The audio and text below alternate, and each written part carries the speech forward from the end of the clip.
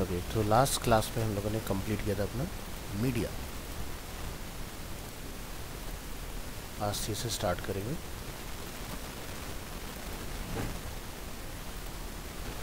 Introduction of C S S से start करेंगे। So देखो, बेसिक्स तो आपको सी एस एस के रिगार्डिंग ऑलरेडी क्लियर है कि सी एस एस क्या काम करता है और कितने तरह के सी एस एस होते हैं।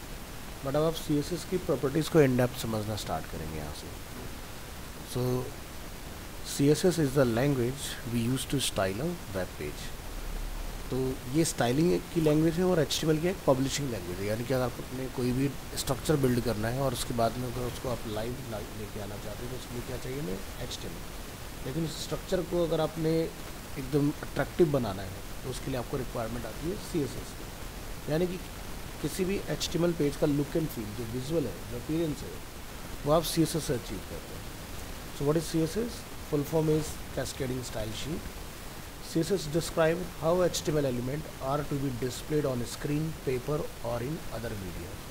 मीन्स कि आप पेपर की यहाँ पर बात आई है, यानी कि अगर हम किसी वेबसाइट का प्रिंट आउट निकालते हैं तब आप at the time of printing उसका लेआउट या लुक एंड फील कंट्रोल कर सकते हैं। इन द सेम वे हम स्क्रीन पर भी उसको डिफरेंट तरीके से देख सकते हैं। या फिर अदर मीडिया की बात आती है, लाइक टैबलेट हो गया, मोबाइल फ़ोन हो गया, डेस्कटॉप, लैपटॉप, तो वहाँ पर आपका किस तरह से डिस्प्ले होने वाला है। So CSS saves a lot of work. It can control the layout of multiple web pages all at once.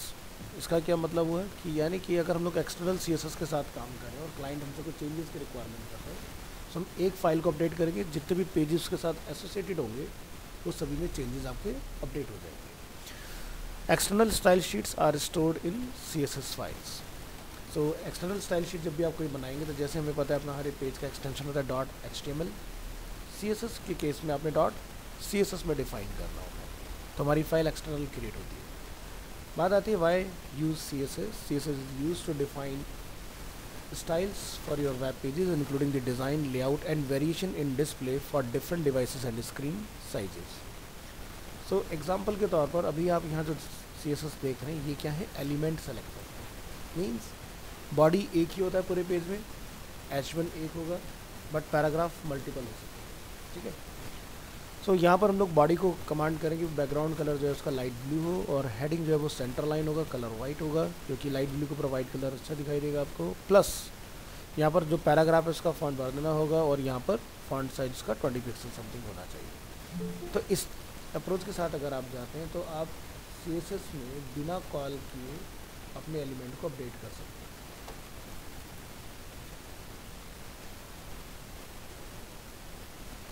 Bharat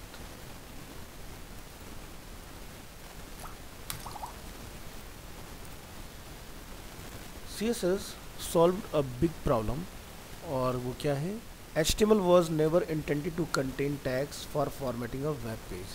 So HTML was created to describe the content of a web page like heading, paragraph। When tags like font and color attributes were added to the HTML 3.2 specification, it started a nightmare for web developers।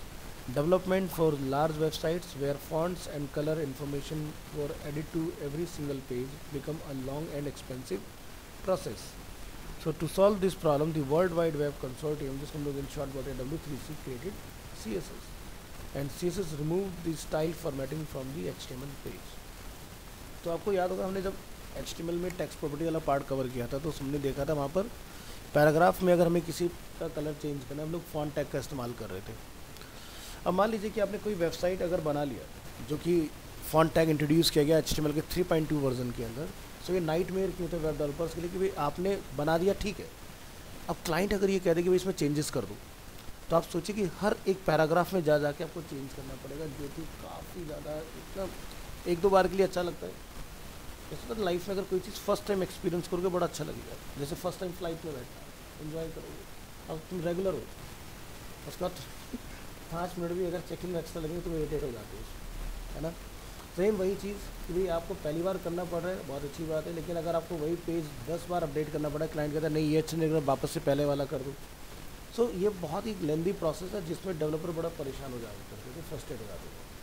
तो इसी को overcome करने के लिए क्या निकाला गया, CSS कि एक एलिमेंट को बताओ कि भाई क्या फॉन्ट साइज जाएगा, क्या कलर होगा, क्या हमें फॉन्ट का नेम रखना है, वन गो में पूरी साइट के अंदर अपडेट हो जाएगी चीज़ें हमारी। सो CSS saves a lot of work. The style definition are normally saved in external.css file extension.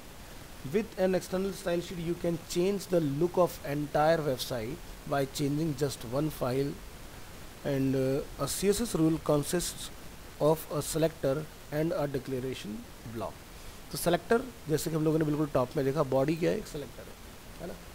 तो पूरे एंटायर वेब पेज के अंदर एक ही बार बॉडी का यूज़ होगा, H1 वन टाइम होगा, और जितनी बार भी आप किसी भी टॉपिक को डिस्क्राइब करेंगे आप पैराग्राफ का यूज़ करेंगे। तो पैराग्राफ एक पेज में मल्टी कलर के नहीं होंगे, वो एक ही कलर के चलते हैं।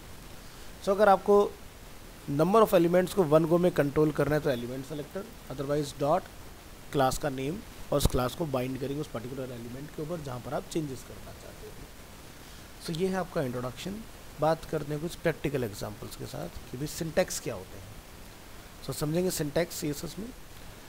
सी अ CSS rule consist of a selector and a declaration block. तो H1 क्या हुआ हमारा, सेलेक्टर, यानी कि अब हमने जितने भी टैग्स या मार्कअप या एलिमेंट पढ़े हैं अब वो यहाँ पर CSS में बन जाते हैं आपके क्या, सेलेक्टर। अब यहाँ पर डिक्लेरेशन क्या है, लेट्स से मुझे कलर चेंज करना है, तो कलर डिक्लेरेशन जो है वो क्या है, प्रॉपर्टी, और उसका जो नेम है वो क्या है। इसी तरह से फॉन्ट साइज प्रॉपर्टी एंड ये इसका वैल्यू। तो ये होता है आपका बेसिकली डिक्लेरेशन, है ना। तो बात करेंगे syntax. So the selector points to the HTML element you want to style, may be H1 हो सकता है, पैराग्राफ हो सकता है, बॉडी हो सकता है, जो भी आपने एलिमेंट्स अभी तक स्टडी किए उस कोई भी। The declaration block contains one और मोर डिक्लेरेशन सेपरेटेड बाय सेमीकॉलन्स, यानी कि अगर आपने H1 के अंदर एक से ज़्यादा प्रॉपर्टी असाइन करनी है तो आपने ध्यान रखना है कि सेमीकॉलन लगा के नेक्स्ट प्रॉपर्टी को आपने डिक्लेयर करना है, ठीक है। Next, each declaration include a CSS property name and a value separated by A colon, यानी कि जैसे कलर कॉलन वैल्यू सेमीकॉलन लगाएंगे, यानी कि ये सिंटैक्स यहाँ पर एंड हो गया। फिर सेकेंड सिंटैक्स स्टार्ट होगा font size colon 12 pixels then semicolon से एंड। अगर आपने लास्ट वाले में सेमीकॉलन नहीं लगाया कोई दिक्कत नहीं है, बट अगर आपने नेक्स्ट प्रॉपर्टी को डिफाइन करने से पहले सेमीकॉलन नहीं लगाया तो आपकी प्रॉपर्टी काम नहीं करेंगे, ध्यान रखिएगा। हाँ, so multiple CSS declaration and separated with semicolons and declaration block are surrounded by curly braces, यानी कि जब आप एक से ज़्यादा प्रॉपर्टी डिफाइन करते हैं तो ध्यान रखेंगे कि आपने कर्ली ब्रेसेस को अप्लाई करना है। तो देखिए हम सिंगल लाइन में भी इस तरह से लिख सकते हैं, या फिर आप curly braces enter colour value enter font size enter then curly braces close, इस तरह से भी लिख सकते हैं। बट ब्राउज़र क्या कहता है कि भाई अगर आप सिंगल लाइन में डिक्लेरेशन डालते हैं तो कोड को मैं जल्दी रीड कर लेता हूँ, और अगर आप अलग अलग लाइन में लिखते हो तो मुझे कोड को रीड करने में थोड़ा टाइम ज़्यादा कंज्यूम होता है। सो आप कभी भी नहीं चाहोगे कि विजिटर का टाइम ज़्यादा लगे, आप तो यही चाहोगे ना जैसे रिक्वेस्ट कहते हैं इमीडिएटली आपका पेज एक्सेसिबल हो जाएगा, ठीक है। नेक्स्ट एग्जाम्पल देखते हैं। In this example all P elements will be centre align with red text colour. हमने यहाँ पर डिफाइन किया paragraph P element curly braces colour name is red text alignment is centre. So देखो HTML के attribute की अगर बात की जाए तो हम लिखते हैं आपका जैसे कलर इक्वल टू कलर का नेम, यहाँ पर इक्वल इसमें रिप्लेस हो जाएगा कॉलन में, और कलर के बाद जब आप एंड करेंगे तो सेमीकॉलन लगा के आपने एंड करना है, ठीक है। सो आउटपुट अगर देखा जाए इसका तो आप यहाँ देखें हमारे पास दो पैराग्राफ है, कंट्रोल U प्रेस कर लेते हैं, है ना। बट एलिमेंट सेलेक्टर होने की वजह से क्या हुआ कि ये प्रॉपर्टी ऑटोमेटिकली इसके ऊपर कॉल हो जाती है, ठीक है। अब यहाँ बात करते हैं example. So P is a selector in CSS is it points to the HTML element you want to style paragraph. Color is a property and red is the property value. Similarly text align is a property and center is the property value, जो कि हम लोगों ने ऊपर यहाँ पर structure में समझा। डिक्लेरेशन दो चीज़ों से मिलकर बनता है, प्रॉपर्टी और वैल्यू, ठीक है। जब सेमीकॉलन आप लगा देंगे तो नेक्स्ट डिक्लेरेशन हमारा क्या होगा, प्रॉपर्टी एंड वैल्यू, ठीक है। तो ऐसी सो मैनी प्रॉपर्टीज़ आती हैं आपकी फॉन्ट्स के साथ जो आप स्टेप बाय स्टेप आगे जाके समझेंगे। अभी हमारा इस फाइल के अंदर समझना है कि सिंटैक्स और इसका स्ट्रक्चर क्या है, किस फ्लो में ये काम करती हैं चीज़ें। अब हम लोग बात करेंगे सेलेक्टर्स को लेकर। और CSS selectors select the HTML elements you want to style. CSS selectors are used to find or select the HTML elements you want to style. We can divide CSS selector into 5 categories. So first जो हमारा selector होता है इसको हम बोलते हैं simple selector. Simple selector means select elements based on name, ID और class. Second हमारा selector होता है combinator selector. Select elements based on specific relationship between them. Third is pseudo class selector. Select elements based on a certain state. जैसे जब भी आप कोई link बनाते हैं तो क्या होता है उसकी 4 स्टेज होती हैं. जैसे आपने देखो हर बार लिंक हमारा ब्लू कलर का आता है और क्लिक कर देते हो तो वो क्या हो जाता है पर्पल कलर का हो जाता है. होल्ड करके रखते हैं तो रेड कलर का होता है. तो ये क्या हुआ हमारा सर्टेन स्टेट हुई, जैसे कि लिंक विजिटेड होवर और एक्टिव. सो लिंक को हैंडल करने के लिए हम लोग सूडो क्लास सेलेक्टर का इस्तेमाल करते हैं. इसी तरह से pseudo element selector. Select a style and style a part of an element. जैसे कि मान लीजिए आपने बटन टैग का इस्तेमाल किया, हमने फॉर्म पढ़ा, फॉर्म के अंदर बटन टैग था. अगर आप चाहते हैं आपका बटन जो है वो आप स्टाइल कर पाए तो आप उसके लिए सूडो एलिमेंट सेलेक्टर का इस्तेमाल करेंगे. जैसे कि मेरे पास एक बटन है, माउस ओवर पर हम चाहते हैं उसका कलर कुछ डिफरेंट हो उस चीज़ के लिए. नेक्स्ट आता है attribute selectors. Select elements based on an attribute और एट्रीब्यूट वैल्यू. सो इस तरह से टोटल 5 सेलेक्टर्स में आपका ये डिवाइड है पूरा का पूरा CSS. अगर आप इसके ऊपर अपना एक्सपर्टीज़ बना लेते हो तो आपको किसी भी एलिमेंट को हैंडल करना CSS के अंदर बहुत ईजी हो जाता है. देखो सबसे आसान अप्रोच यानी सिंपल सेलेक्टर की जब बात आती है कि भाई मान लो आपने नेम का इस्तेमाल किया तो नेम क्या हुआ, यानी कि एलिमेंट का नेम, लाइक पैराग्राफ, हेडिंग. ठीक है, इस तरह से. क्लास सेलेक्टर यानी कि इसका काम ये होता है कि भाई आपने क्लास बनाया एक, जैसे कि सिटी, और जितनी जगह आप सिटी की क्लास अप्लाई करोगे उन सिटीज़ का कलर जो होगा वो चेंज हो जाएगा, है ना. आईडी ये सबसे ज़्यादा यूज़ करते हैं हम लोग यूनिकनेस के लिए, जो कि शायद हमने देखा भी है ऑलरेडी एग्जांपल इसका. ये क्या करेगा कि भाई आप अगर जावास्क्रिप्ट अप्लाई करना चाह रहे हैं उस केस में हम लोग यूज़ करते हैं, जैसे गेट एलिमेंट्स बाय आईडी. देख चुके हैं वाले टॉपिक में हम लोग. तो ये सबसे सिंपल अप्रोच है. कॉम्बिनेटर सेलेक्टर, जैसे मान लीजिए कि आपके पेज में आप चाहते हैं कि हेडिंग के जितने भी टाइप्स हैं H1 से लेकर H6 आप चाहते हैं कि सभी का कलर एक जैसा होगा या फॉन्ट फैमिली एक जैसा होगा, तब हम लोग वहाँ पर कॉम्बिनेटर का यूज़ करते हैं. तो इसमें सबके प्रैक्टिकल एग्जांपल्स आप देखेंगे 1 बाय 1 बहुत अच्छे से समझ में आएंगी चीज़ें. बट ध्यान रखना CSS सेलेक्टर्स 5 मेजर कैटेगरी में डिवाइडेड है आपको. ठीक है. इस CSS एलिमेंट सेलेक्टर की हम लोग बात करेंगे. सिंपल सेलेक्टर के अंदर क्या आता है, element selector. The element selector selects HTML elements based on the element name. जैसे कि पैराग्राफ एग्जांपल आप ऑलरेडी देख चुके हैं. बात करते हैं ID selector. The ID selector uses the ID attribute of an HTML element to select a specific element. The ID of an element is unique within a page, so the ID selector is used to select one unique element. To select an element with a specific ID, write a hash character followed by the ID of the element. So जैसे कि हम अपने एक paragraph को यहाँ पर लिख रहे हैं हैश पैरा 1. ठीक है, तो ध्यान रखना है कि जब भी आप ID को डिफाइन करें और उसमें कोई नंबर का इस्तेमाल हो रहा है तो नंबर एंड में होना चाहिए, जो पहले नहीं होगा. अगर बिगिनिंग में हमने 1 यूज़ कर लिया तो आपका ये ID नल और वॉइड हो जाएगा, काम नहीं करेगा. ठीक है. दूसरा, आईडी के केस में आपका आईडी के नेम में स्पेस भी नहीं होना चाहिए. ठीक है, इस चीज़ का हमें खास ध्यान रखना है. और जब आप इसकी बाइंडिंग करेंगे तब आप जैसे लिखते हैं ना क्लास इक्वल टू, आप लिखेंगे आईडी इक्वल टू. तो देखिए पहले वाला जो हम लोग एग्जांपल देख रहे हैं ये चल रहा है एलिमेंट के बेसिस पर, यानी कि पेज में जितने भी पी होंगे. ये वाला भी सेम ही रिजल्ट नहीं करेगा, लेकिन सिर्फ एक ही के ऊपर, बाकी पर नहीं होगा. तो चलिए चला के देखें. पहला एग्जाम्पल, हमारे तीनों पैराग्राफ सेंटर में है. इस एग्जाम्पल पे आते हैं, सिर्फ एक ही हमारा सेंटर हुआ. ऐसा क्यों है, क्योंकि हमने यहाँ पर लिखा हुआ है पैराग्राफ में आईडी इक्वल टू पैरा 1. सो ये इसके साथ यहाँ पर बाइंड हो रखा है, that's why. But previous example की अगर बात की जाए तो हमने यूज़ किया एलिमेंट सेलेक्टर, यानी कि पेज में जितने भी पैराग्राफ होंगे सभी पर काम करेगा. जबकि आप देख सकते हैं यहाँ पर हमने आईडी पैरा यूज़ किया हुआ है, लेकिन इस पर कोई फ़ायदा नहीं है क्योंकि हमने इसका सेलेक्टर तो डिफाइन ही नहीं किया ऊपर. That's why. अब बात करेंगे हम लोग class selector. The class selector selects HTML elements with a specific class attribute. To select elements with a specific class, write a period यानी कि dot character followed by the class name.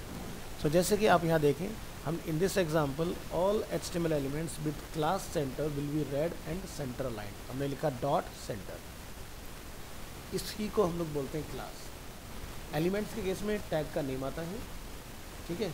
ID के case में आप hash tag ID का name लिखेंगे, और class के case में आप डॉट जो भी आप क्लास का नेम रखना चाहते हैं वो डिफाइन करें। सो अब ये सेंटर वाली जो क्लास है ये तब तक इफेक्टिव नहीं होगी जब तक इसको आप बाइंड नहीं कर देते हो आईडी की तरह। बस आईडी और पैराग्राफ, इसमें डिफरेंस क्या होता है, क्लास में आईडी एक ही एलिमेंट पर अप्लाई होता है और class can apply any HTML element. तो चलिए ट्राई करेंगे यहाँ पर। सो हमने दो जगह पर इसको यहाँ पर अप्लाई किया। हमने बोला हेडिंग और एक पैराग्राफ दोनों आपके सेंटर लाइन होंगे और कलर रेड होगा। तो कोड में आके देखिए हमने क्या लिखा, H1 class equal to centre, paragraph class equal to centre. Size की हम बात नहीं करें क्योंकि H1 का बाय डिफ़ॉल्ट साइज़ क्या होता है, लार्जर होता है। पैराग्राफ आपका नॉर्मल साइज़ में आता है जिसको बोलते हैं 16 पिक्सल्स। तो आप यहाँ पर देखेंगे ये एक ही क्लास दोनों जगह पर सक्सेसफुली एप्लीकेबल हुआ हमारा। So you can also specify that only specific HTML elements should be affected by a class। तो जैसे क्या हुआ यहाँ पर सेंटर क्लास ने हेडिंग और पैराग्राफ दोनों के ऊपर अपना इम्पैक्ट दिखाया। आप चाहते हैं कि दोनों पर ना हो, जिस एलिमेंट का जिक्र किया जाए उसके साथ उसी पर एप्लीकेबल हो। हमने क्या लिखा, P डॉट, यानी कि अब ये क्लास सिर्फ और सिर्फ आपकी पैराग्राफ पर ही एप्लीकेबल होगी।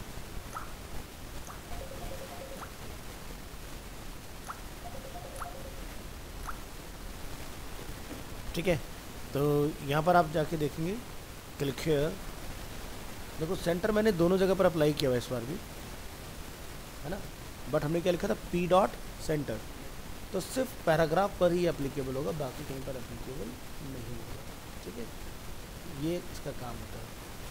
सो HTML element can also refer to more than one class. तो जैसे कि हम लोग यहाँ पर देख रहे हैं, in this example P element will be styled according to the class centre and the class large. So हमने यहाँ पर डिफाइन किया पैराग्राफ में एक क्लास का नेम सेंटर और दूसरी क्लास का नेम लार्ज। तो ध्यान देने वाली चीज़ क्या, इन दोनों क्लास के नेम के बीच में स्पेस होना चाहिए। ठीक है, so this paragraph refers to two classes. और आप यहाँ देखेंगे कंट्रोल U, यहाँ पर आप देखें हमने पैराग्राफ सेंटर में क्या लिखा, टेक्स्ट का अलाइनमेंट सेंटर होगा और कलर रेड होगा। तो देखो तीनों पर मैं डिफाइन किया, लेकिन P की बात हो रही तो दो इस पर नहीं अप्लाई होगा, इन दो पर अप्लाई होगा। एक लास्ट वाले पर हमने क्या बोला, पैराग्राफ का जो हमने क्लास बनाया लार्ज के नाम से, उस पर फॉन्ट साइज 300% हो जाए।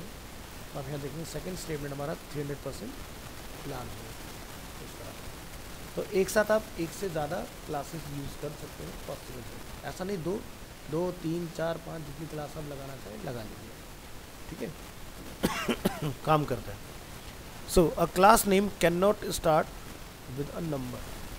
ठीक है, जैसे आईडी के साथ कंडीशन है कि आप न्यूमेरिक वैल्यू पहले यूज़ नहीं करेंगे नेम में, सेम वैसे ही आपने क्लास के नेम में भी ध्यान रखना है कि आप न्यूमेरिक वैल्यू पहले यूज़ नहीं करेंगे। नेक्स्ट आता है आपका यूनिवर्सल सेलेक्टर। यूनिवर्सल सेलेक्टर को हम लोग यहाँ पर लिखते हैं मल्टीप्लाई सिंबल के साथ, या इसको एस्ट्रिक्ट बोलिए, यानी कि इसका मतलब ये हुआ एन नंबर ऑफ एलिमेंट। यानी कि अगर किसी टैग में एलिमेंट में अगर कलर की प्रॉपर्टी अप्लाई हो सकती है, तो जैसे कहाँ हो सकती है, स्पेन टैग हो गया, डिव टैग हो गया, पैराग्राफ हो गया, TD हो गया, TH हो गया, जो भी टैग की बात की जाए उसका कलर क्या हो जाए, और टेक्स्ट लाइन में। अब आप यहाँ देखेंगे सॉरी, सभी जगह पर क्या हुआ, कलर ब्लू और सेंटर। यहाँ पर देखिए किस किस का जिक्र हुआ है, H1 paragraph paragraph paragraph div, हमने यहाँ पर लिखा था universal selector, text alignment centre और कलर ब्लू, सभी के ऊपर अप्लाई है। तो यूनिवर्सल सेलेक्टर कैसे स्मार्टली यूज़ करना है आगे जाकर आपको समझ में आएगा। अब हम लोग बात करेंगे ग्रुपिंग सेलेक्टर। तो पहला सेलेक्टर हमारा कंप्लीट होता है जो हमने सबसे पहले देखा इधर, सिंपल वाला। ठीक है अब आता है कॉम्बिनेटर सेलेक्टर, यानी कि grouping.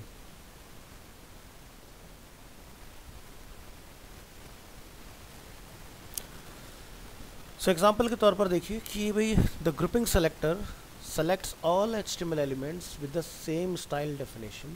So look at the following CSS code. The H1, H2 and P elements have the same style definition.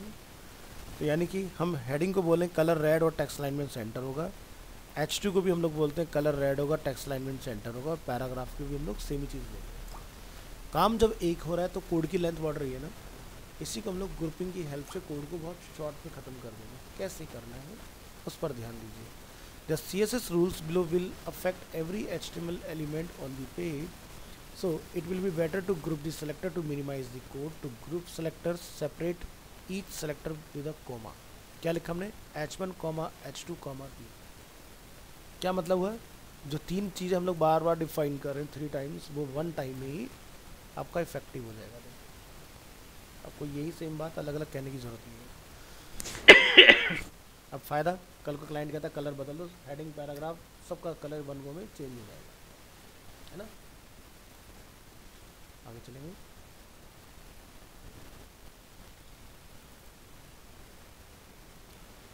So how to add CSS? When a browser reads a style sheet, it will format the HTML document according to the information in the style sheet. So 3 ways to insert CSS. There are 3 ways of insert a style sheet: external, internal और inline। ठीक है।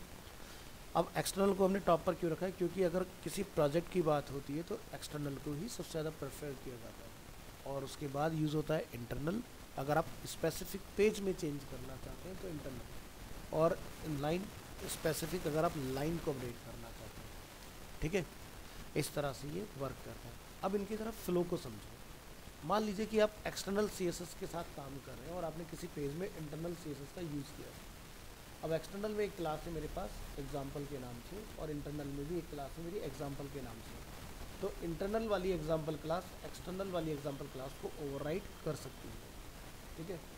Inline में हमें पता है कि हम लोग सीधे स्टाइल इक्वल टू लिख के काम करते हैं, तो इनलाइन में क्लास का नेम नहीं होता है। सो इनलाइन क्या होता है? सबसे ज़्यादा पावरफुल होता है।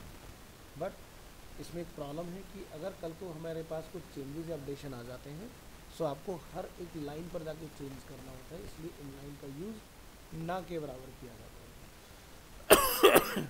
सो गूगल बहुत क्लियरली कहता है कि भाई अगर आप कोई वेबसाइट बनाएं, वेब प्रोजेक्ट बनाएं, सो मात्र 5% इनलाइन होना चाहिए, बाकी कोशिश करें एक्सटर्नल की। एक्सटर्नल स्टाइल होने से फ़ायदा क्या? लेट्स से आपने होम पेज को रिक्वेस्ट किया, तो आपका एक्सटर्नल फाइल कॉल हो गया एक बार, यानी कि उसका जो लोडिंग टाइम लगेगा टोटल 1 टाइम ही काउंट होगा।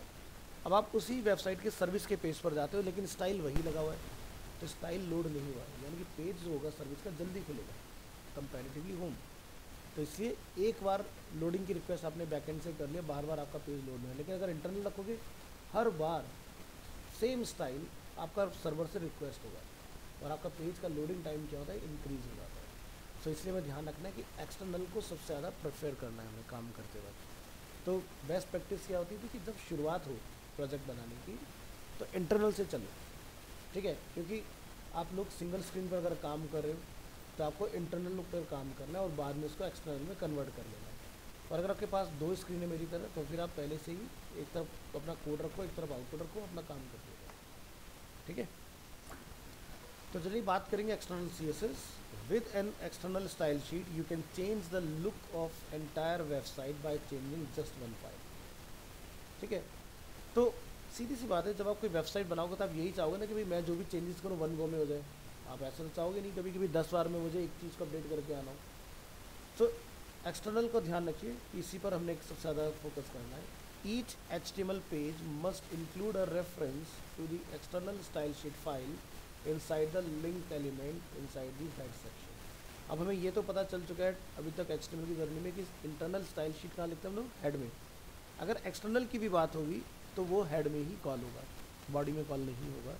सो आप यहाँ देखेंगे इस फाइल के अंदर external styles are defined with in the link element inside the head section of an HTML page. So head में हमने क्या डिफाइन किया? अपना एक्सटर्नल फाइल। सो यहाँ पर हमने यूज़ करना है लिंक टैग, जो कि क्लोज नहीं होगा। ठीक है। आपने लिखना है रिलेवेंसी क्या है इसकी? Style sheet. और href में हम लोग क्या लिखेंगे? अपनी स्टाइल शीट का नेम, जिसका नेम है mystyle.css। सो ये mystyle.css वाली जो फाइल है वो इन दोनों एलिमेंट को अपडेट करेगी हमारे। तो चलिए ओपन करेंगे अपना एग्जांपल, और आप यहाँ देख सकते हैं चेंज हुआ। तो mystyle.css जो फाइल है, अगर आप Ctrl+U प्रेस करेंगे यहाँ पर, तो आपको यहाँ दिखाई दे रहा है हेड में। अगर अपन इसको क्लिक करते हैं, इसमें क्या लिखा हुआ है? वही सेम चीज़ें जो हम लोग पढ़ चुके हैं, बॉडी एलिमेंट और H1 एलिमेंट, और दोनों के ऊपर हमारा रिजल्ट डिस्प्ले हो रहा है।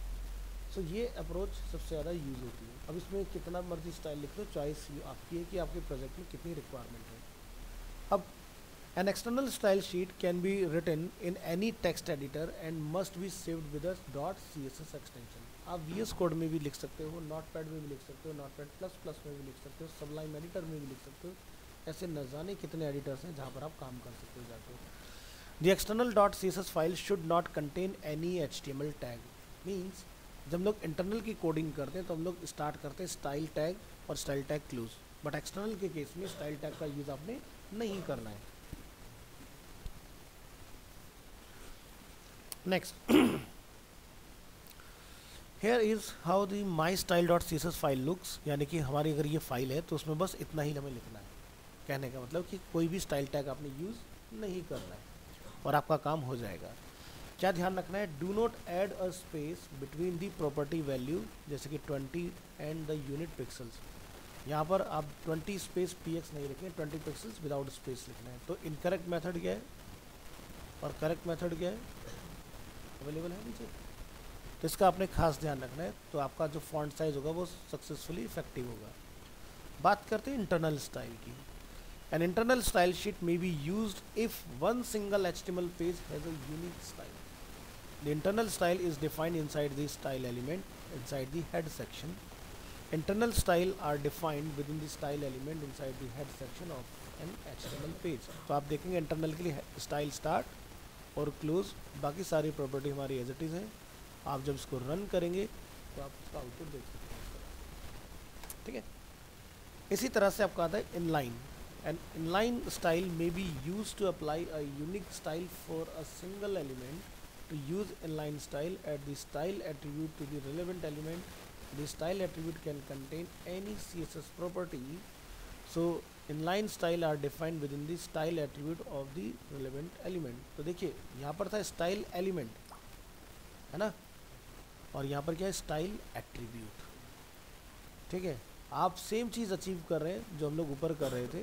ठीक है, बस प्रॉब्लम क्या थी कि मान लीजिए कई बार आपने हेडिंग यूज़ किया, पैराग्राफ यूज़ किया, तो आपको रेड जो है बार बार जाकर रिप्लेस करना होगा जितनी बार भी आपके पेज में पैराग्राफ का इस्तेमाल हुआ होगा. और अगर आपने ऊपर वाली अप्रोच में काम किया होता तो आप एक जगह पर चेंज करते सभी जगह में चेंज होगा. और अगर आपने एक्सटर्नल में काम किया होगा तो आप एक फ़ाइल को बदलोगे, चाहे उस पेज वेबसाइट में एक पेज हो या 1000 पेज हो, सब में चेंज होगा.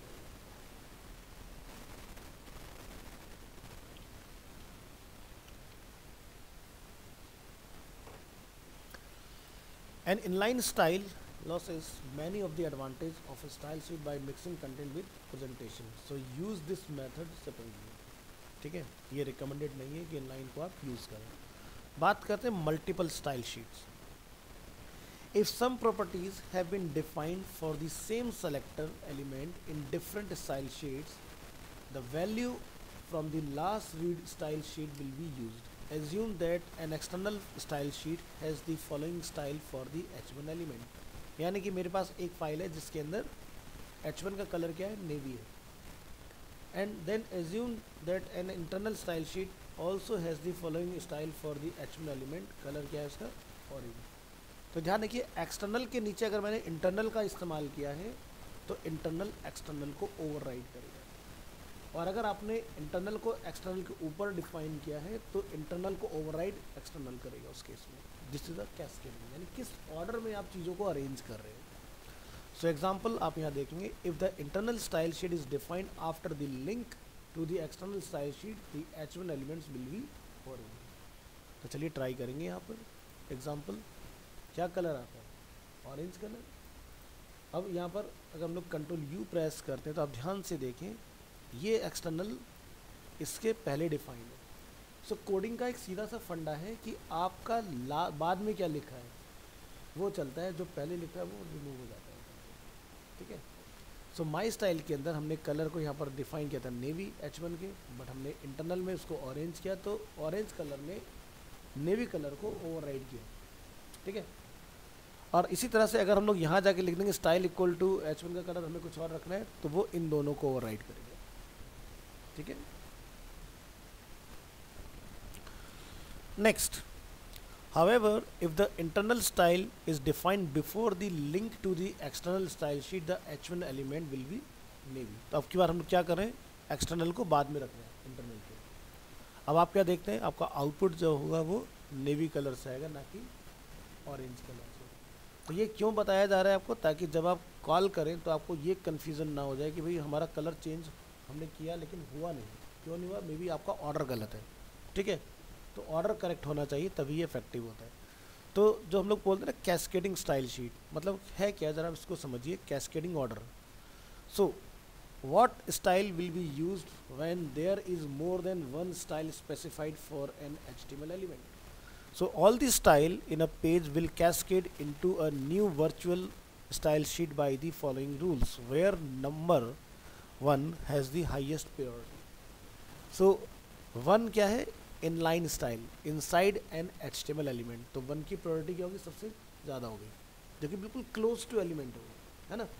2 external and internal style sheet in the head section, और थर्ड क्या होती है, browser default. So an inline style has the highest priority and will override external and internal style and the browser default. So अगर हम लोग example यहाँ run करें और हम लोग कंट्रोल यू प्रेस करते हैं यहाँ पर, तो आप यहाँ देखेंगे हमारे पास एक्सटर्नल भी है, इंटरनल भी है, और यहाँ पर आपने बॉडी को क्या कलर दिया, बैकग्राउंड में लेवेंडर कलर, तो वही कलर आ रहा है ना, लेवेंडर वाला। ठीक है, जबकि यहाँ पर बैकग्राउंड कलर लिनन है और यहाँ बैकग्राउंड कलर हमारा क्या है, लाइट ब्लू। तो इसलिए मैंने आपको बताया कि आपका जो इनलाइन है वो सबसे ज़्यादा पावरफुल हो जाता है। बट ये वेबसाइट जब आप कोई प्रोजेक्ट बनाते हो तब ये आपके लिए पेनफुल भी बन जाते हैं, कि जब मल्टीपल पेज होंगे, क्लाइंट आपको बोलता है भाई बदलो, मुझे नहीं पता ना कि डे 1 पे 5 पेज थे, कल को जाके 50 हो गए बनाते बनाते, और कहते यार थीम बदलनी है, परेशान हो जाओगे। रिपीटेटिव टास्क से हमें इरिटेशन होती है हमेशा, एक चीज़ जब आप बार बार करते हो तो बहुत दिक्कत होती है। सो इसलिए इस अप्रोच को अवॉइड करना है। बट हमें ये समझना ज़रूरी है, द टाइम ऑफ इंटरव्यू पूछाते हुए तीनों CSS में से सबसे पावरफुल CSS कौन सा है, तो क्या होता है, इनलाइन। बट रिकमेंडेड नहीं है for website designing and development. तो दिया है तो फिर इस्तेमाल कहाँ होता है। मान लो कि आपका एक्सटर्नल और इंटरनल जो है वो आपके डिज़ाइन को हैंडल कर रहा है बहुत अच्छे से, बट आप चाहते हो किसी एक जगह पर मुझे चेंज करना, तो मैं नहीं चाहता एक नई क्लास बना के आऊँ, मैं जाकर उस पर्टिकुलर लाइन पे स्टाइल इक्वल टू लिख देता हूँ, वो सबको हटा देगा। तो ये काम आप कर सकते हो इसकी हेल्प से। ठीक है, या फिर एक आप लोग देखते हो जब मॉर्निंग में जब भी आप अपना जीमेल चलाते हो तो 5-10 आपके पास एडवर्टीजमेंट के ईमेल आए होते हैं, न्यूज़लेटर जिसको लोग बोलते हैं। तो न्यूज़लेटर जो होता है वो आपका इनलाइन से ही डिज़ाइन होता है, क्योंकि न्यूज़लेटर बन गया उसमें बार बार चेंजेस क्या होगा, वो तो क्या है ना, इस तरह से। तो न्यूज़लेटर जो डिज़ाइन होते हैं वो इनलाइन से डिज़ाइन होते हैं, वहाँ पर इंटरनल एक्सटर्नल का यूज़ नहीं होता है। ऐसा नहीं कि नहीं कर सकते, कर सकते हैं, बट मोस्ट प्रोबेबली हम लोग इनलाइन को ही प्रेफर करते हैं वहाँ पर। तो ये थे आपके टाइप्स ऑफ CSS, और कैस्केडिंग ऑर्डर क्या होता है वो आपको समझ में आया। अब हम लोग बात करेंगे CSS में कमेंट कैसे लिखा जाता है। तो HTML हमने कमेंट पढ़ा था, less than exclamation 2 time hyphen then value then 2 time hyphen greater than. इसी तरह से CSS में भी आपको कमेंट मिलेगा। CSS comments are not displayed in the browser but they can help document your source code. अब डॉक्यूमेंट सोर्स कोड का मतलब क्या है, लेट्स से आपने कोई कलर डिफाइन किया तो वो कहाँ अप्लाई हो रहा है, आप डॉक्यूमेंट कर दोगे उसको, ताकि कल को अगर आपके यहाँ पर कोई और बंदा उस फाइल को मैनेज करे तो फटाक से समझ के चेंज कर दे, है ना। सो CSS comments are use to explain the code and may help when you edit the source code at a later date. मान लीजिए कि हो सकता है आज आपने किसी प्रोजेक्ट पर काम किया, 5 साल बाद 10 साल बाद वो प्रोजेक्ट आपके पास दोबारा आ जाता है, तो आपको पता तो होना चाहिए कि मैंने किस लिए डिफाइन की थी कौन सी चीज़, तो आपको खुद को याद रखने के लिए बहुत हेल्पफुल होता है। So comments are ignored by browsers, means कि कमेंट जो भी आप करते हो वैल्यू वो रेंडर नहीं होती, इसी को बोलते हैं इग्नोर करना है। और CSS comment is placed inside the style element and start with /* और //। HTML का कमेंट अलग होता है, CSS का कमेंट अलग होता है, ठीक है। तो स्टार्ट होगा /* और एंड होगा with //। So external styles are defined within the link element inside the head section of an HTML page. So हमने यहाँ पर पैराग्राफ को डिक्लेयर कर रहे हैं, ठीक है। हमने यहाँ पर एक एग्जांपल दिया, this is a single line comment. अगर आप एक ही लाइन में /*/ चलाते हैं तो ये होता है सिंगल लाइन। अगर हम लोग /* स्टार्ट करते हैं और यहाँ नीचे ला के बंद करते हैं तो ये हो जाएगा मल्टी लाइन, ठीक है। सो आउटपुट अगर हम लोग यहाँ देखें, कंट्रोल U प्रेस करेंगे तो ये लाइन देखो आपका रेंडर नहीं हो रहा ना, बट कलर आपका जो है वो इफेक्टिव हो रहा है इसके अंदर। इसी तरह से हमारे पास आता है ये वाला part, you can add comments wherever you want in the code, जैसे हमने यहाँ पर डिफाइन किया अभी पैराग्राफ में, ये जो रेड कलर में डिफाइन किया क्या है, set text colour to be red, और आप यहाँ देखेंगे जाके ये आपका कलर चेंज हुआ इसके अंदर। इसी तरह से even in the middle of a code, भाई मैं ये कहता हूँ रेड कलर जो था पहले, मैंने इसको एडिट करके क्या कर दिया ब्लू, तो अब रेड रेंडर नहीं होगा, अब आपका ब्लू कलर रेंडर होगा। ठीक है, तो कल को अगर आपको डॉक्यूमेंटेशन के पॉइंट ऑफ व्यू से रखना है कि भाई क्लाइंट ने बोला चेंजेस कर दो, तो जो उसने चेंज करा है वो वैल्यू को कमेंट बना के आगे नई वैल्यू डाल दो, ताकि कल को बोले कि नहीं पहले वाला कर दो, और तुम्हें 10 दिन बाद बोला भूल गए भी क्या कलर लगा रखा था हमने, तो तुम्हारे पास अंडू करने का एक स्टेप बच गया, पहली वाली वैल्यू को हटाया, नई वाली वैल्यू को ऐड कर दिया हमने। सो comments can also span multiple lines, जैसे कि आप यहाँ देखेंगे स्टार्ट हुआ this is a multi line comment. ठीक है, तो ये आपका मल्टी लाइन कमेंट हुआ इस तरह से, यानी कि अगर मैं पैराग्राफ से पहले लगा देता हूँ और यहाँ ला के बंद कर देता हूँ तो पूरा पैराग्राफ बंद हो गया, यानी कि ये हुआ मल्टी लाइन कमेंट इस तरह से। ठीक है, सो HTML का जो कमेंट होता है वो ग्रीन कलर से आता है बॉडी के अंदर, अलग ही दिखता है। CSS का कमेंट आपको अलग कलर से हाईलाइट नहीं होता है। Next, HTML and CSS comments यहाँ पर समझेंगे। देखो HTML का कमेंट जो होता है वो कुछ इस तरह का होता है, और CSS का कमेंट इस तरह से। अब CSS में जो कमेंट आप देख रहे हैं, आप कोई भी प्रोग्रामिंग लैंग्वेज पढ़ लीजिए, यही कमेंट होता है हर जगह। ठीक है, चाहे वो CSS के बाद में जावास्क्रिप्ट हो, जावास्क्रिप्ट के बाद में आप PHP पढ़ने जाएँ, PHP के बाद में आप कुछ और पढ़ने जाएँ, हर जगह पर ऐसा ही चलेगा। ठीक है, सो चलिए यहाँ पर हम लोग देख रहे हैं और इसको रन करके देखते हैं। तो देखो ना तो मेरा HTML का रेंडर हुआ कमेंट, ना ही मेरा स्टाइल का। देखो HTML का कमेंट किस कलर में आ रहा है, ग्रीन कलर में दिखाई दे रहा है, बट CSS का कमेंट आपको कलर चेंज नहीं करता है, वो रेगुलर टेक्स्ट में ही आपको डिस्प्ले होगा, बट ब्राउज़र में अवॉइड किया जाएगा, रेंडर नहीं होगा। बात करते हैं CSS में कलर। कलर जो हम लोग HTML में पढ़ चुके हैं वही कलर हमारे CSS में भी अवेलेबल है। So color are specified using predefined color name और RGB, hex, HSL, RGBA, HSLA। ठीक है, सो यहाँ पर जो भी आपके पास कलर हैं, इस तरह के अगर हम लोग नेम की बात करते हैं तो 140 कलर नेम आप यहाँ पर यूज़ कर सकते हैं। ठीक है, जैसे आपको कहीं पर किसी भी कलर का रिजल्ट देखना हो तो यहाँ आप देखिए, मैंने फ़िलहाल इन सभी कलर को किससे चेंज किया है, स्टाइल एट्रीब्यूट के थ्रू। ठीक है, इसी तरह से बैकग्राउंड में अगर आपने कलर चेंज करना है तो BG कलर आप यहाँ से डिफाइन कर लेंगे, आपका ये काम करेगा। इसी तरह से टेक्स्ट का कलर आप चेंज करना चाहते हैं, आप कलर की वैल्यू यहाँ पर लिख देंगे। अगर आप बॉर्डर का चेंज करना चाहते हैं तो बॉर्डर के अंदर आप कलर पास करेंगे। आप कलर वैल्यूज़ चेंज करना चाहते हैं तो जैसे कि नेम से देखो कलर चेंज हो रहा है, RGB से भी कलर अचीव हो रहा है, हेक्स कोड से भी कलर आ रहा है, HSL से भी अवेलेबल है, RGBA और HSLA, सभी के अंदर आपकी चीज़ें वर्क कर रही हैं। ठीक है, तो आपका एक ही कलर तीनों तरह से नेम कोड उससे काम करेगा, और ये आपका जो काम कर रहा है A मतलब अल्फ़ा, यानी कि हम लोग 50% ट्रांसपेरेंट करके इसको यूज़ कर रहे हैं।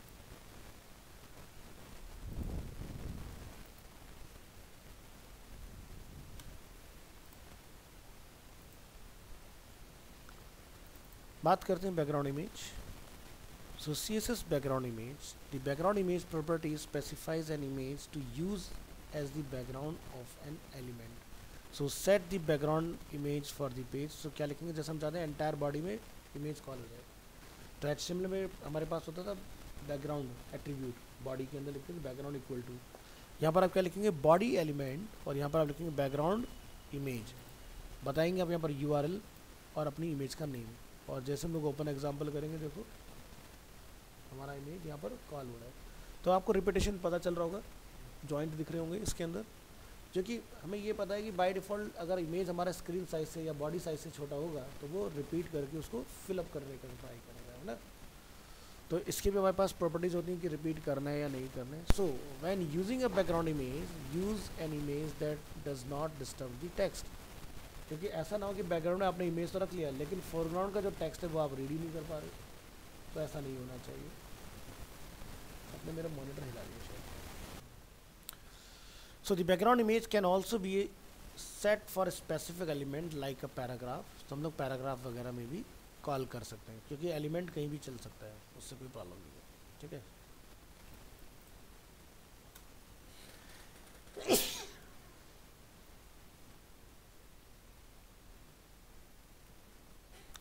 बात करते हैं बैकग्राउंड में repetition. So CSS background repeat, by default the background repeat property repeats an image both horizontal and vertical. Some images should be repeated only horizontally or vertically or they will look strange like this. So हम लोग यहाँ पर जैसे एक gradient का use कर रहे हैं, तो आप देख सकते हो हमारा एक रिपीट हुआ, फिर उसके बाद में सेकेंड टाइम रिपीट होना स्टार्ट हुआ. तो यहाँ पर क्या हो रहा है, हमने एक सिंगल पिक्सल की लाइन का ही यूज़ किया है. ठीक है, तो सिंगल पिक्सल की लाइन से पूरा ग्रेडेंट बन के हमारा तैयार हो गया. जब यहाँ पर हॉरिजॉन्टल पूरा हो गया तो बॉडी में वर्टिकली स्पेस बचा, तो फिर से आ गया. अगर हम लोग बॉडी को जूम आउट करें, आप देखेंगे रिपीटेशन बढ़ते जाएंगे, और जूम इन करेंगे तो रिपीटेशन खत्म हो जाएंगे, है ना. तो यहाँ पर अगर हम लोग नोटिस करें तो देखो ये एक पिक्सल की इमेज यहाँ पर देखो रखी हुई है, ट्रांसपेरेंट ग्रेडियंट दिखाई दे रहा है, 1 पिक्सल बाय 600 पिक्सल्स जिसमें हाइट रखी हुई है. So if the image above is repeated only horizontally, तो हम लोग क्या लिखेंगे, repeat x, the background will look better. तो यहाँ पर आप देखेंगे बैकग्राउंड repeat x, और नीचे आपका वाइट कलर कंटिन्यू हो गया उसके अंदर. So to repeat an image vertically set background repeat में y axis. So क्या होगा, आपका इमेज वर्टिकल रिपीट होगा उस केस में.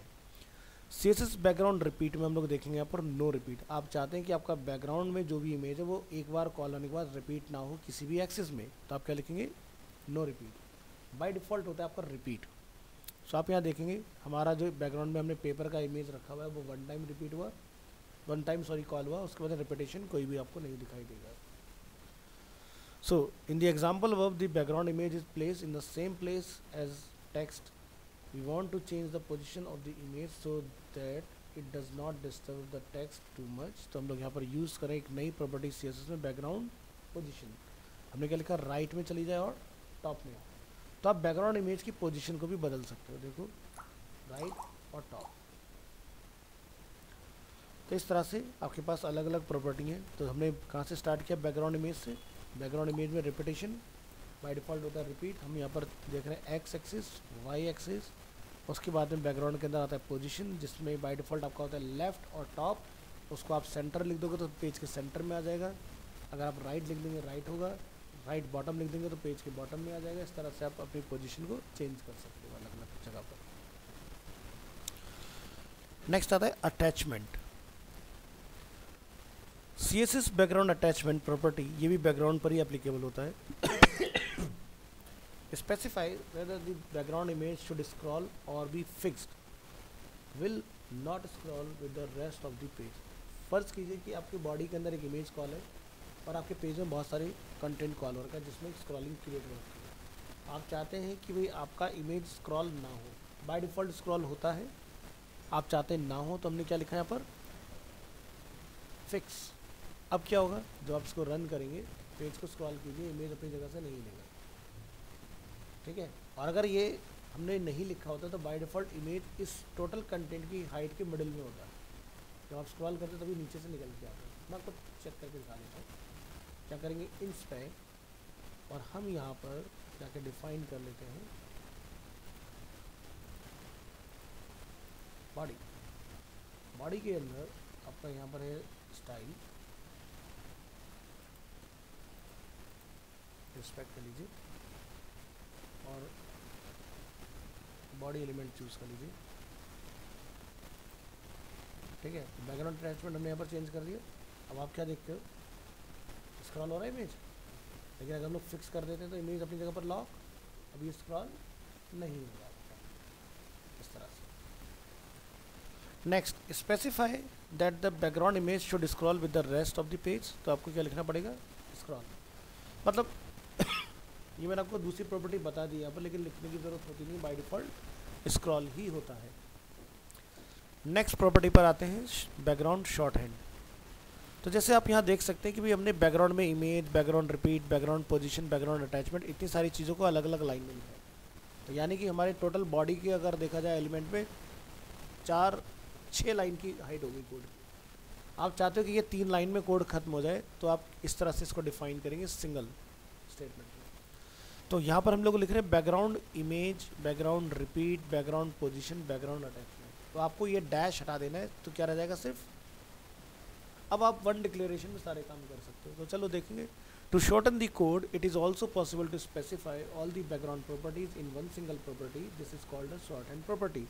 और गूगल को ये बहुत पसंद है, वो कहता है जो तुम 10 बातें कहना चाह रहे हो वो एक लाइन में कह दो, काम भी आसान हो जाएगा और आपको इतना कोड बढ़ाने की ज़रूरत नहीं है। सो क्या करेंगे यहाँ पर, instead of writing this you can use this short hand property only background.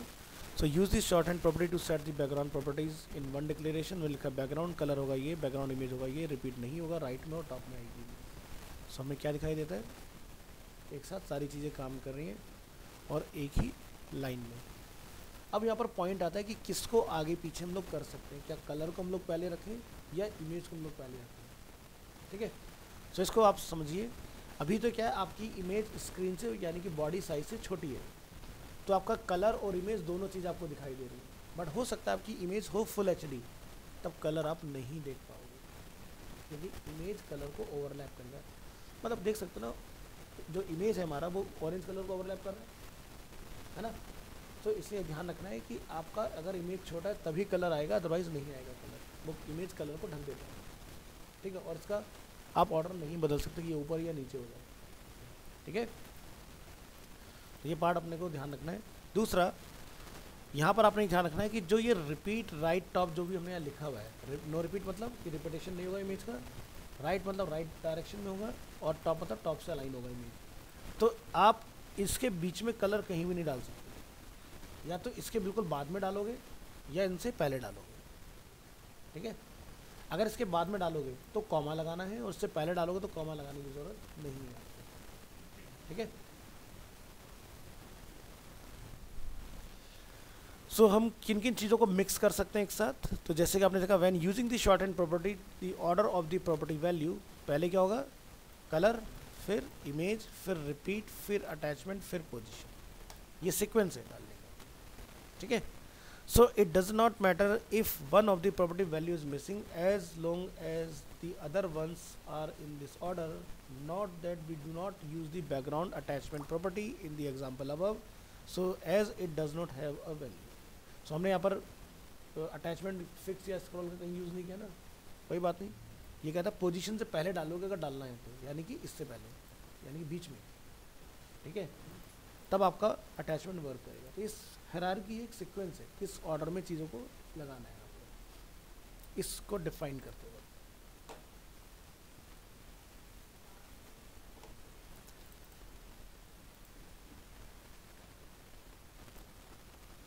CSS background properties are use to add background effects for elements. तो जैसे कि बैकग्राउंड कलर आप लिखते हैं यहाँ पर इस तरह से, कलर को वैलिड कलर नेम जैसे कि रेड, हेक्स वैल्यू जिसमें आप हेक्साडेसिमल कोड पास करेंगे। HTML5 हेक्साडेसिमल के साथ साथ 3 डिजिट में भी वर्क करता है, यानी कि ये दो जो एलिमेंट हम लोग देख रहे हैं ये क्या है, आर, ये सेकंड दो एलिमेंट है आपकी ग्रीन, और ये लास्ट टू जो वैल्यू हम लोग देख रहे हैं ये क्या है, ब्लू।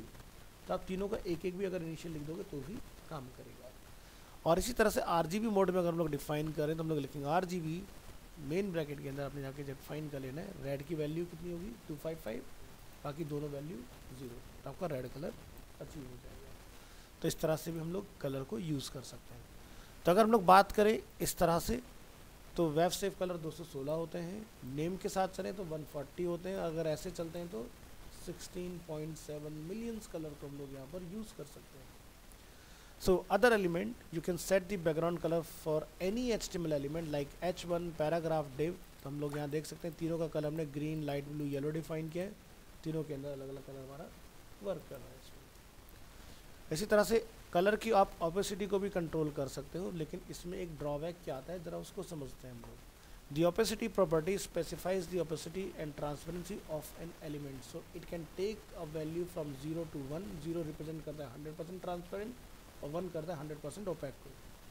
ठीक है, so the lower value the more transparent. तो जैसे हमने यहाँ पर डिव में इस्तेमाल किया 0.3, यानी कि 30% की ओपेसिटी की हम लोग बात कर रहे हैं। तो होगा क्या, देखो ये जो ग्रीन कलर है ये तो ट्रांसपेरेंट होगा ही, लेकिन इस डिव के अंदर अगर कोई एलिमेंट हुआ चाइल्ड वो भी ट्रांसपेरेंट हो जाएगा। ठीक है, तो जैसे एग्जाम्पल आप यहाँ देख सकते हैं, ये एलिमेंट के साथ साथ हमारा कंटेंट भी गया। बट अगर मैंने ऑपेसिटी की जगह पर यूज़ किया होता RGBA तो सिर्फ बैकग्राउंड कलर ट्रांसपेरेंट होता, ना कि मेरा एलिमेंट के अंदर का content. So when using the opacity property to add transparency to the background of an element, all of its child elements inherit the same transparency, so this can make the text a fully transparent element hard to read. जैसे कि हम लोग यहाँ देख रहे हैं, हमारा ये जो टेक्स्ट इधर ट्रांसपेरेंट हो रहा है, इसके साथ हमने चक्के टेक्स्ट को नहीं बोला, हमने बोला कंटेनर को, लेकिन कंटेनर अपने साथ अपने अंदर जितने भी चाइल्ड एलिमेंट है सबको ट्रांसपेरेंट कर रहे हैं। ऐसा ना हो उसके लिए हम लोग क्या यूज़ करते हैं, transparency using by RGBA. So A stands for alpha. If you do not want to apply opacity to child element like in our example, so use RGBA color value. The following example sets the opacity for the background color and not the text. So an RGB color value is specified with RGBA, red, green, blue, and last one is alpha. So alpha parameter is a number between 0.0 means fully transparent and 1.0 means fully opaque. ठीक है, सो हमने यहाँ पर क्या mention किया, div background colour 0 128 यानी green की value 128 and आपकी ब्लू की वैल्यू 0, हमने यहाँ पर डिफाइन किया 0.3। तो ग्रीन बैकग्राउंड विथ 30% ऑपेसिटी। जब आप आउटपुट चेक करने जाएंगे तो आप डिफरेंस देख सकते हैं ऑपेसिटी में क्या हो रहा है और RGB में क्या हो रहा है ना। तो ये ज़्यादा अच्छा है, ट्रांसपेरेंसी भी अचीव किया हम लोगों ने, लेकिन हमारा कंटेंट भी रीडेबल है, बट ऑपेसिटी में ये नहीं हुआ। तो पॉइंट आता है फिर ऑपेसिटी को हम लोग यूज़ कहाँ करें। तो देखो, अगर आपके डिज़ाइन में इमेज है और इमेज आप चाहते हो कि जैसे माउस ओवर पे फेड हो जाए या ऑलरेडी फेड है, माउस जाने पर 100% रिवील हो जाए, तो इमेज के लिए ऑपेसिटी यूज़ करना है, ना कि किसी और एलिमेंट के लिए। तो इमेज के अलावा ऑपेसिटी कहीं नहीं आएगा, ये ध्यान रखना है। क्लियर आंसर है वन स्टेटमेंट में। बात करेंगे हम लोग नेक्स्ट बॉर्डर टॉपिक के बारे में, CSS बॉर्डर्स। तो जब भी हम लोग कोई डिज़ाइन बनाते हैं तो कई बार डिज़ाइन के अंदर में बॉर्डर्स की भी रिक्वायरमेंट आती है। जैसे एग्जांपल के तौर पर आप अगर फ्लिपकार्ट का स्ट्रक्चर देखते हैं तो आप देखते हैं हर एक कंटेनर के चारों तरफ में बॉर्डर दिखाई दे रहा है। अगर बॉर्डर ना डालें तो हमें ये नहीं पता चलेगा नेस्कैफे के प्रोडक्ट की रेंज कहाँ से कहाँ तक है, मतलब कि उसका एरिया कितना बड़ा है। सब ब्लेंड हो जाएंगे ना आपस में। एक तो वाइट बेस है तो प्रोडक्ट सब ब्लेंड हो गया आपस में, या तो इसका पीछे जो कलर है वो हल्का सा ग्रेइश हो तो हमें पता चलेगा। सो इसलिए इसके एरिया, इसकी टेरिटरी को दिखा रहे हैं हम लोग बॉर्डर की हेल्प से। सो बॉर्डर से मेरे को प्रोडक्ट बहुत क्लियर पता चलता है कि उसकी रेंज कहाँ से कहाँ तक है ना। सो अभी ऐसा नहीं कि ये जो हम लोग ट्रिमर देख रहे हैं वो सिर्फ इतना ही है, वो यहाँ से यहाँ तक यूज़र कहीं भी क्लिक करेगा वो वर्क करेगा। सो डिज़ाइन कन्फ्यूजिंग ना हो उसके लिए आपने ध्यान रखना है, बॉर्डर को उस कंडीशन में इस्तेमाल करना है जब फोरग्राउंड और बैकग्राउंड दोनों सेम कलर में है ना। तो चलिए समझते हैं यहाँ पर CSS border. CSS border properties allows you to specify the style, width and color of an element border. So हम लोग यहाँ देख रहे हैं I have borders on all sides, I have border red bottom border, I have rounded borders, I have a blue left border। तो आप यहाँ देखें लेफ्ट से ब्लू आ रहा है, तो यानी कि हम बॉर्डर किस डायरेक्शन में लेना है वो भी कंट्रोल कर सकते हैं, बॉर्डर में राउंडनेस चाहिए वो भी कंट्रोल कर सकते हैं, border top bottom left right से डेडिकेटेड कंट्रोल कर सकते हो या चारों साइड से भी लगा सकते हो। सो बॉर्डर के नंबर ऑफ स्टाइल कितने होते हैं, dotted, dash, solid, groove, double, ridge, inset, outset, none और एंड। इतने सारे नंबर ऑफ बॉर्डर के स्टाइल सबके पास अवेलेबल हैं जिनको आप यूज़ कर सकते हो अपने एलिमेंट को स्टाइल करने के लिए। So the border style property specifies what kind of border to display. The following values are allowed. So ये आप देख सकते हो। तो देखिए ग्रूव, रिज, इनसेट और आउटसेट ये 3D बॉर्डर इफेक्ट क्रिएट करते हैं आपके लिए। 3D बॉर्डर इफेक्ट से हमारा मतलब क्या होता है जैसे आप देखते हो फोटोशॉप में आप कोई एक सिलेक्शन बनाते हो, बेवल एम्बॉस अप्लाई कर देते हो, दैट काइंड ऑफ। ठीक है, तो चलिए समझेंगे ज़रा इनको वन बाय वन कैसे काम करती हैं चीज़ें। The border style property can have from 1 to 4 values for the top border, right border, bottom border और लेफ्ट बॉर्डर, यानी कि चारों साइड के बॉर्डर को भी आप अलग अलग कंट्रोल कर सकते हो। सो फिलहाल अभी हम लोग यहाँ पर सभी की बात करते हैं जिसकी भी पैराग्राफ्स जितने भी हमारे पास हैं उनके ऊपर अलग अलग स्टाइल के बॉर्डर हमें दिखाई दें। तो आप यहाँ देख सकते हैं। अब मैंने जैसे आपको बोला था कि 3D इफेक्ट ये क्रिएट करते हैं आपके, तो देखें ग्रूव है ना, ये क्या है, रिज, यानी कि आपका डार्कर साइड अंदर की तरफ आएगा लेफ्ट टॉप में, इनसेट आपका लेफ्ट टॉप में डार्कर साइड, राइट बॉटम में light bright side, outside, outside में क्या होगा, ये एंगल अलग हो जाएगा, है ना, यानी कि इसका जस्ट फ्लिप हो गया। इस तरह से आपके ये अलग अलग काम करेंगे। बाकी डबल, डबल में आप देख सकते हो आपको आउटलाइन डबल दिख रहा होगा, सॉलिड में सॉलिड आएगा, डैश में डैश मिलेगा, डॉटेड में डॉटेड लाइन आपको डिस्प्ले होगी इस तरह से। तो लास्ट में दो प्रॉपर्टी हमारे पास बची, नो बॉर्डर और हिडन।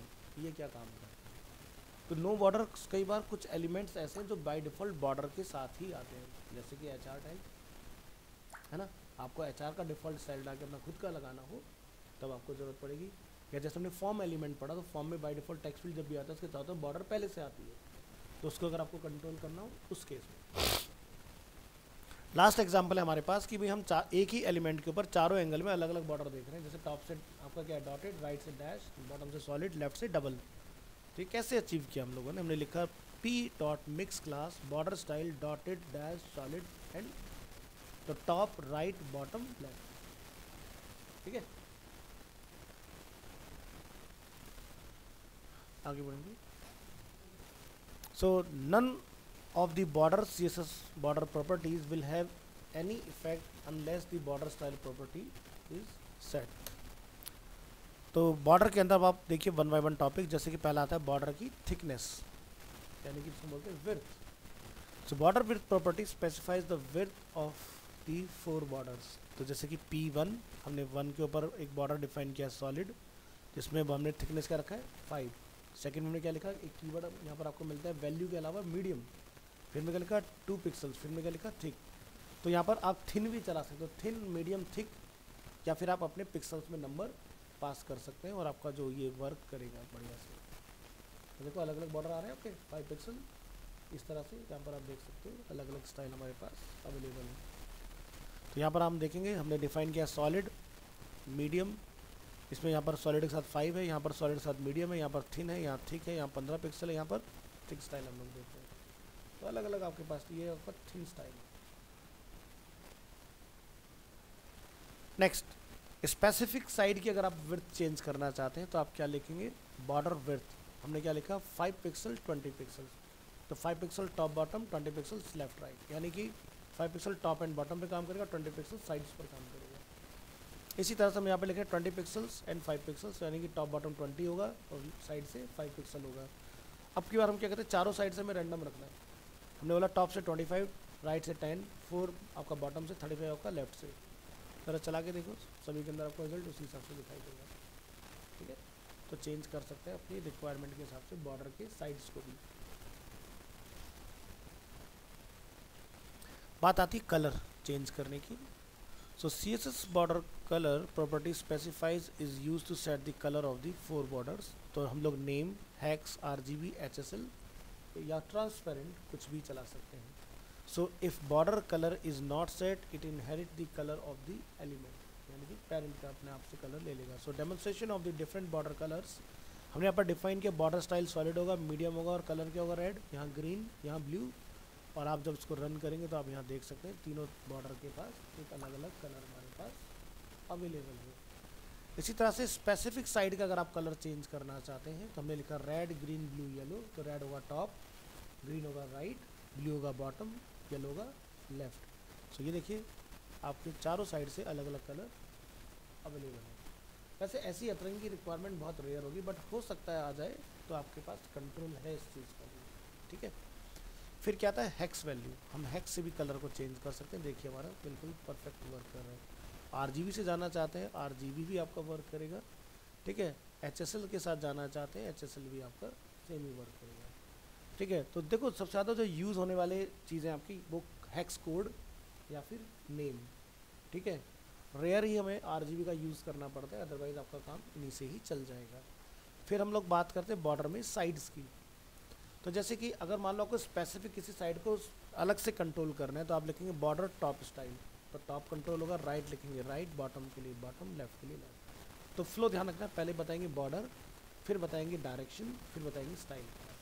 ठीक है, तो बाय डिफ़ॉल्ट अगर मैं यहाँ पर इतना लिखता हूँ लेकिन मैं और कोई चीज़ नहीं बताता हूँ तो मेरा कलर ब्लैक ही आएगा, क्योंकि बाय डिफ़ॉल्ट बॉडी वाइट होता है तो उसके अंदर जो भी एलिमेंट बनते हैं वो ब्लैक कलर से ही डिस्प्ले होते हैं। तो रन एग्जाम्पल, ये देखिए कंट्रोल U प्रेस करके देख लेते हैं यहाँ पर। तो मैंने यहाँ पर क्या कहीं पर कोई थिकनेस या वो कुछ बताया हुआ है नहीं ना, तो डिफ़ॉल्ट में आपका बॉर्डर देखो इस तरह से बन के तैयार हो गया, ब्लैक कलर ही आया ना मैंने जैसे आपको बोला। नेक्स्ट, अगर आप शॉर्ट हैंड में लिखना चाहते हैं कि भाई मेरे को ना स्टाइल चारों का अलग अलग ना लिखे एक लाइन में लिखना है, तो आप देख सकते हैं डॉटेड सॉलिड डैश डबल आपका ये वर्क कर रहा है इस तरह से सक्सेसफुली। नेक्स्ट, अब हम लोग यहाँ पर ज़रा समझेंगे इसको डिटेल में। So here is how it works. So if the border style property has 4 value, so border style dotted solid dash double का मतलब क्या हुआ, डॉटेड जाएगा टॉप के लिए, राइट के लिए जाएगा सॉलिड, बॉटम के लिए होगा डैश, लेफ्ट के लिए होगा डबल। तो ये सिनेरियो 1 हुआ कि यानी कि हमने चारों साइड को अलग अलग स्पेसिफिक लिख के दिया। सिनेरियो 2 क्या है, हमने 3 ही बॉर्डर का डिफाइन किया, तो चौथे का क्या होगा। तो यहाँ पर आप समझेंगे, टॉप के लिए आपका क्या हो गया डॉटेड, राइट के लिए सॉलिड, बॉटम बॉर्डर के लिए क्या हो जाएगा डैश। इसी तरह से border style property has 2 value, तो यानी कि डॉटेड जाएगा टॉप बॉटम में, सॉलिड जाएगा राइट लेफ्ट में। अगर आप 1 वैल्यू लिखते हैं तो वो चारों साइड से अप्लाई होगा डॉटेड, यानी कि चारों तरफ से एक ही रिजल्ट आएगा। तो हम लोग 3 वाले के केस में देखते हैं 3 वैल्यू में क्या हुआ। तो आप यहाँ जाओगे, तो जहाँ पर हमने 3 वैल्यू का जिक्र किया था, तो आप यहाँ देखेंगे लेफ्ट और राइट दोनों क्या हो गए सेम, यानी कि साइड्स हमारे सेम हो गए। यानी कि टॉप क्या था हमारा डॉटेड, राइट हमने क्या डिफाइन किया था यहाँ पर।